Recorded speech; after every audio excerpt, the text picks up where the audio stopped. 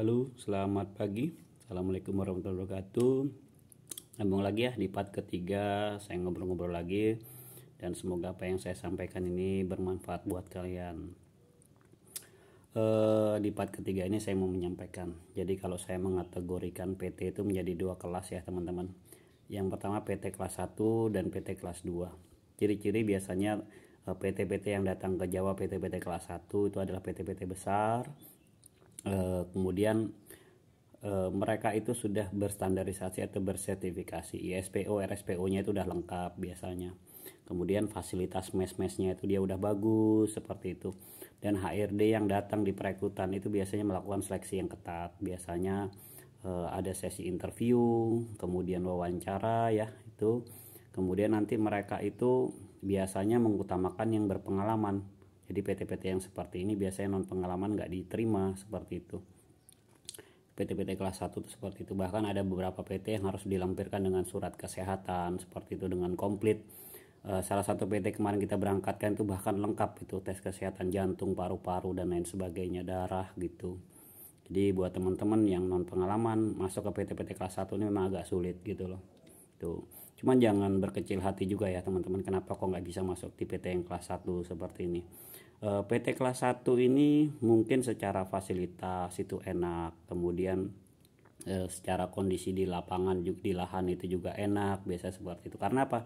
Karena para pekerjanya dia banyak teman-teman. Misalnya jatah anggaran dia bagian perawatan itu banyak, pekerja perawatannya juga banyak. Jadi lahan itu cenderung bersih. Kemudian para pemanennya dia cenderung banyak karena fasilitas kan bagus ya. Jadi pemanen jatahnya 40, di situ jumlah orang pemanen juga banyak, seperti kalaupun kurang juga nggak banyak 1-2 orang. Nah itu buah kita cenderung sedikit teman-teman. Jadi kalau teman-teman tuh carinya uang itu kan dari buah teman-teman. Jadi masuk di PT-PT kelas 1 ini memang fasilitas bagus. Cuman aturannya pun juga ketat. Biasanya panen harus brondol sekian, brondol 5 atau brondol 10, brondolan harus dikutip bersih dan lain sebagainya. Ada buah tertinggal dendanya sekian, buah mentah dendanya sekian, itu tinggi-tinggi teman-teman. Masuk ke PT-PT seperti ini dengan karyawan yang cenderung banyak, jumlah lahan yang terbatas, itu gaji cenderung stagnan teman-teman, di angka 3,5 sampai 6 juta lah mentok gitu. Itu seperti itu, jarang bisa besar, walaupun bisa besar sesekali itu pun di puncak-puncak panen raya seperti itu. Jadi kalau di bulan-bulan tertentu, apalagi di bulan-bulan yang banyak sering kemarau, itu bahkan cuma terima gaji pokok teman-teman di PT-PT seperti ini. Karena apa?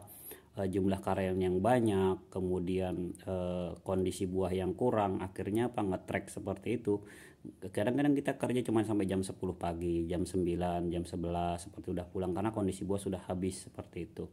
Nah, inilah resiko yang masuk di PT-PT kelas 1 teman-teman. Cuman memang menggairahkan karena fasilitasnya cenderung bagus.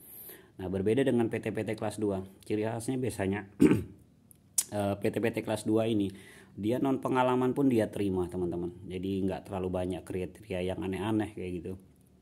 HRD yang datang itu tidak terlalu ketat, sepenting mereka semua sehat, identitas lengkap, semua bisa diterima. Bahkan kadang-kadang KTP-nya itu bermasalah pun masih tetap diterima kayak gitu loh. Tuh, karena mereka tidak memandang soal status karyawannya itu nanti bisa dipermanenkan atau enggak, udah enggak dipikir, yang penting udah bisa bekerja aja dulu lah seperti itu. Nah, itu ciri khas biasanya PT-PT kelas 2 seperti itu. Nah, kalau PT kelas 1 nggak bisa mas, kadang-kadang KTP pun itu harus diedabu dulu, dicek dulu, di checklist dulu datanya valid apa tidak seperti itu. Kalau PT-PT kelas 2 nih enggak gitu loh, karena dia yang penting mau bekerja aja dulu lah kan gitu tuh. Dan PT-PT kelas 2 biasanya itu syarat panennya itu nggak ketat teman-teman. Dari awal kadang-kadang cuma brondol 1 udah boleh dipanen. Bahkan nanti di lapangan kita buah merah boleh dipanen, bahkan buah hitam pun boleh dipanen, seperti itu yang terjadi di lapangan. Dan jatahnya pemanen yang biasanya normalnya 40 misalnya dalam satu divisi, kadang mereka cuma ada punya 15 pemanen seperti itu. Jadi kesempatan kita cari buah itu besar sekali teman-teman gitu loh. Jadi sampean mau panen buah merah, buah hitam itu kayak bebas gitu loh teman-teman. Nah disinilah kita bisa ngejar cari buah gitu loh. Dan kita nggak akan pernah namanya kekurangan buah, karena apa, yang jatahnya pemanen itu banyak, cuman sedikit di situ gitu loh. Makanya kita cenderung dapat buah bisa lebih banyak di situ. Cuman kondisi yang nggak enak adalah biasanya kondisi lahan yang kurang bagus, karena memang mungkin anggaran perawatannya mereka kurang, pekerja perawatan juga kurang. Selain mungkin pekerja perawatan kurang, ya mungkin targetnya juga belum tercapai perawatannya, jadi kadang-kadang cenderung pelepahnya pun juga gondrong seperti itu, lahannya kadang semak seperti itu. Nah, di PT-PT kelas 2 ini memang bisa ngubar digaji teman, tinggal bagaimana pandai-pandainya sampai masuk nyari duitnya di situ gitu loh. Jadi buat teman-teman yang non pengalaman, ketika sampean datang masuk ke PT-PT kelas 2 seperti ini, jangan patah semangat lah. Selama sampean benar-benar bisa bekerja, tahu hitungannya, tahu caranya mengatasi ketika ada permasalahan hitungan, semuanya akan baik-baik saja dan gaji bisa cenderung bisa lebih besar gitu loh. Malah sampean masuk ke PT-PT kelas 1 yang dimana semua fasilitasnya lengkap dan sebagainya, kita gaji itu akan stagnan dan mentok lah seperti itu. Lebih enak memang masuk di PT-PT kelas 2 seperti itu.